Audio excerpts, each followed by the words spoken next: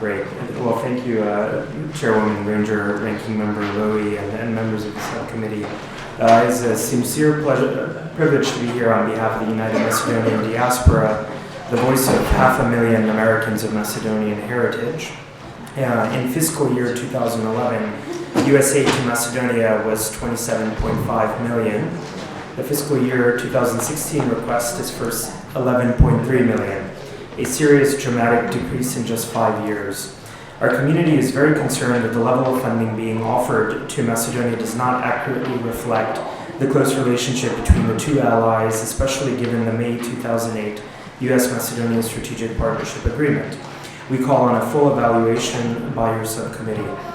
In 1991, Macedonia peacefully declared independence from Yugoslavia with no bloodshed. Its southern neighbor in Greece, who opposes its name Macedonia, which is now recognized by 135 countries, including the U.S., imposed a crippling economic embargo for 3 years. At the time, 70% unemployment rate. Today, it is 27%. However, Macedonia is still feeling the effects of the embargo 20 years later. Unfortunately, at the UN, Macedonia is known as the former Yugoslav Republic of Macedonia, which is like calling the U.S. the former British colonies of America. In 1994, the U.S. recognized Macedonia and since has spurred tremendous development and growth in the country, providing over $1 billion in aid. We believe the U.S. is Macedonia's #1 friend, and Macedonia is where it is today largely thanks to U.S. support. I just want to highlight a couple of successes from U.S. aid. In 2005, thanks to USAID funding and providing of over 6,000 computers to the school system there, Macedonia became the first fully wireless country in the world. And as a result of a partnership between several civil society organizations and our organization, we were able to renovate 123 schools, which virtually, at one time didn't even have bathrooms as a result of, the situation in communist Yugoslavia. I also want to highlight that USAID funding has helped improve status of women and minorities. From business reforms to the introduction of microfinancing, new doors have been opened to close both gender and ethnicity divides. Projects in the areas of economic growth, local government, education, and anti-trafficking reforms have all seen the condition of minorities and women improve greatly.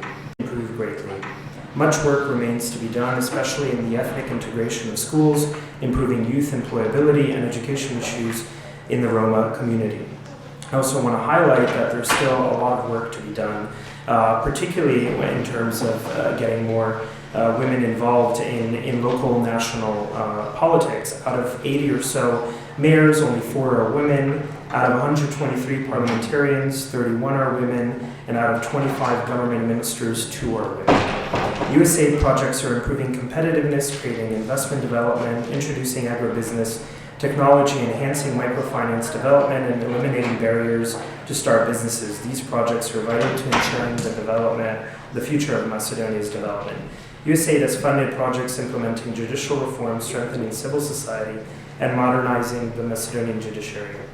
However, work remains in the areas of improving functioning of the judicial branch, increasing transparency, fighting corruption, improving the functioning of parliament, which has been boycotted by the opposition in the country for the last 2 years. But I do want to highlight the efforts of International Republican Institute and the National Democratic Institute in helping modernize parliament there. On military aid, Macedonia's strategic priority is NATO membership. In 1999, Macedonia opened its borders to 400,000 refugees from Kosovo and used the logistical support center for KFOR. The same year, Macedonia earned NATO membership action plan. Following 9/11, Macedonia pledged troops to U.S.-led efforts in Afghanistan and later Iraq. In Afghanistan, Macedonian troops patrolled the ISAF headquarters and provided the 4th and 5th largest troop contribution per capita to the NATO mission there.